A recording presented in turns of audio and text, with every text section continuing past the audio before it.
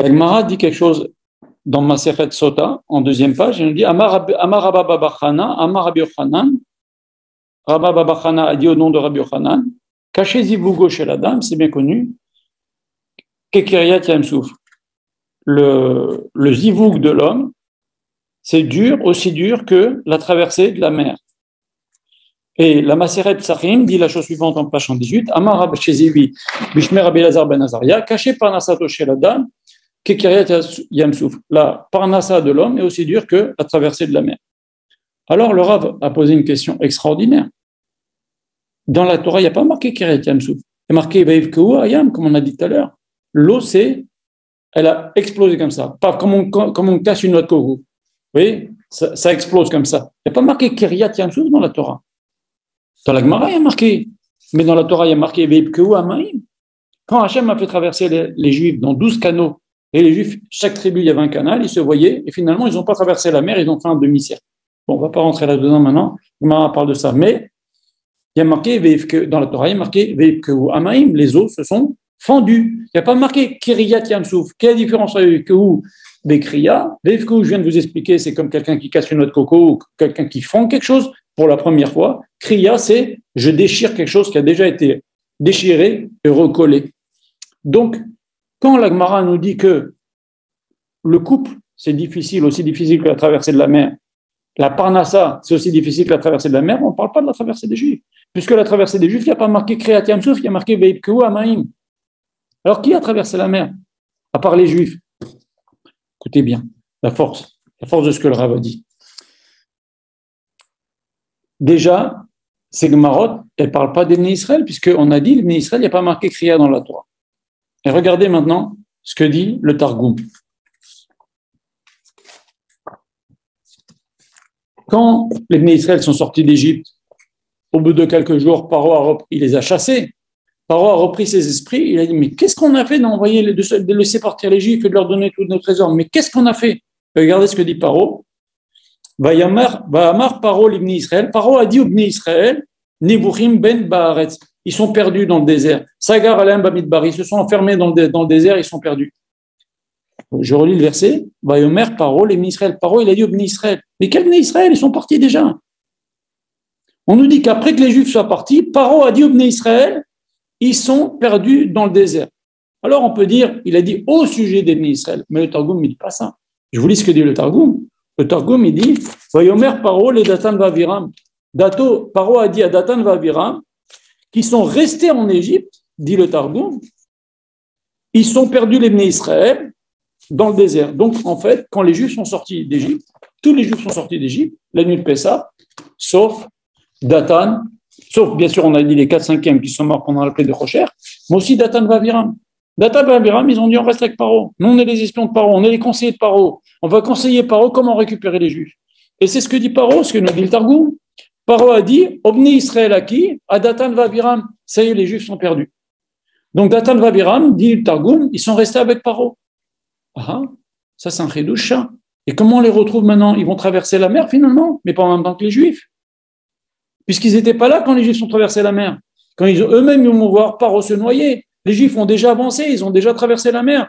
Paro, il va les rejoindre, ils vont se noyer, et Datan Vaviram, on va les retrouver. C'est eux, comme Moshe Rabbeinu va dire, ne prenez pas de la manne à Akadosh Baruch Hu, ne gardez pas de la manne pour le lendemain, Akadosh Baruch Hu va vous en donner le lendemain, ils ont gardé. C'est eux qui ont dit, Akadosh Baruch Hu ne va pas envoyer de manne le Shabbat, mais il va vous envoyer le vendredi une double part. C'est pour ça qu'on prend 2 pains le soir de Shabbat, pendant les séoudot de Shabbat. Qu'est-ce qu'ils ont fait? Ils ont gardé de la manne le vendredi, et leur double part de manne, au lieu de la manger le Shabbat, ils ont mis autour du camp un peu de manne pour dire, Moshe Rabbeinu ment, Chas v'shalom, voilà, Hachem, il a envoyé de la manne. C'est encore Datan Vaviram. Et Hachem, il va envoyer les petits oiseaux qui vont picorer la manne pour que leur stratagème de se moquer de Moshe Rabbeinu ne marche pas. Mais ils vont être aussi avec Korach. Ils vont être dans toutes les sales histoires de Datan Vaviram. Comment ils ont traversé la mer? On a dit que les Juifs ont traversé, ils n'étaient pas là. Paro s'est noyé avec toute son armée, ils n'étaient pas là. Où ils sont Datan Vaviram? Écoutez bien. Le Midrash dit que quand Datan Vaviram ont vu que les Juifs ont traversé la mer, Paro a poursuivi les Juifs avec toute son armée, ils se sont tous noyés. Ils se sont dit, ah, comment on fait maintenant? Qu'est-ce qu'on fait, nous? Akadosh Baruch Hu leur a ouvert la mer rien que pour eux. Et c'est ça, Kriya. La différence de Vaïbka, Ayam, Hachem, il a éclaté la mer pour que les Juifs passent, ça c'est la première fois. Mais Kriya, on a dit, c'est quelque chose qui a été ouvert, recollé et qu'on déchire de nouveau. Et c'est ça, Kriyat Yamsouf.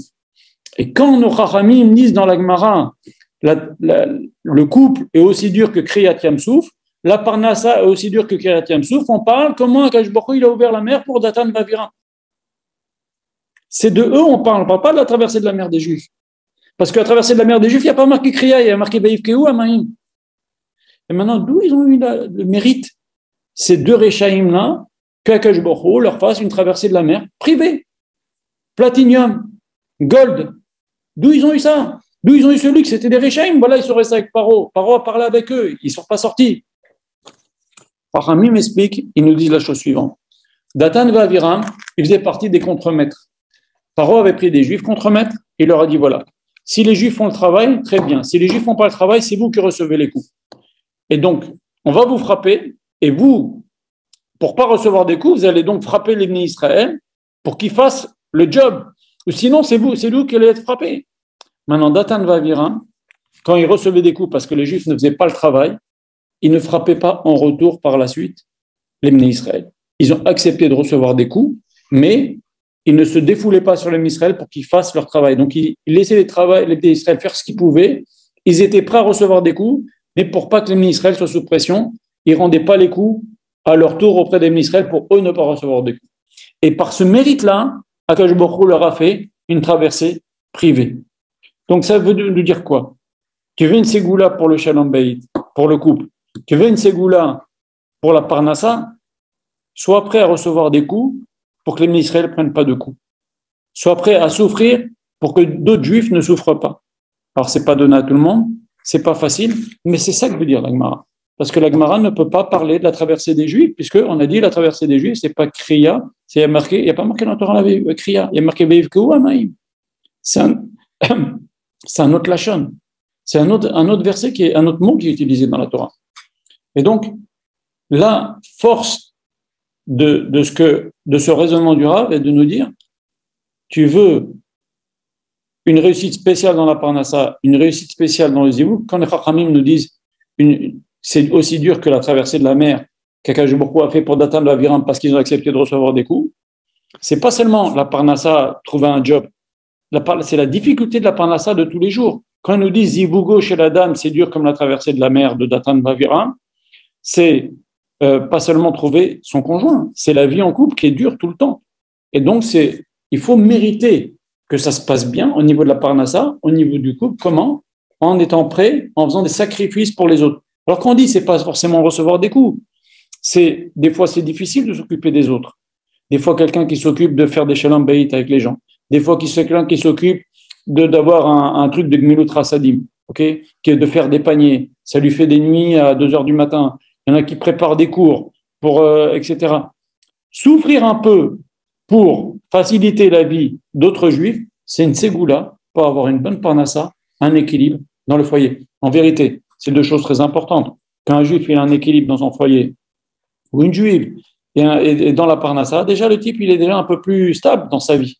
C'est des choses très importantes. Et donc, il ne faut pas hésiter à faire un sacrifice de soi pour les Bnei Israël. Et quand on fait ça, on mérite beaucoup de brachot d'Akadosh Baruch Hu, notamment dans le couple et dans la parnassa. Si tu veux une ségoula extraordinaire pour avoir une bonne parnassa et une vie de couple épanouie, accepte de souffrir pour aider des Bnei Israël. Souffrir, c'est pas forcément physiquement, c'est faire des efforts, comme on a dit, s'occuper de trucs communautaires. Un type qui est gabaï dans une synagogue ou qui est balcoré, il doit préparer une lecture. Alors, ça lui prend la lecture de la Torah de Shabbat, ça va lui prendre du temps. Tu fais un effort pour les autres. Tu es président de communauté, il faut gérer les finances de la synagogue. Tu es président d'un dangmar, tu donnes des cours. Ce que tu fais comme effort pour les autres, pour leur faciliter les choses, par exemple la compréhension de la Torah, ou qu'ils aient de quoi passer Shabbat, ce que toi tu fais comme effort pour les autres, c'est ça qui fait que Akadosh Baruch Hu, il t'aidera dans ta parnassa, il t'aidera dans ton couple. Comme on a vu Datan et Aviram, ils ont accepté de recevoir des coups, même si c'était des Réchaïm, même si c'était des traites, Akadosh Baruch Hu, il a fait une ouverture de la mer privée rien que pour eux.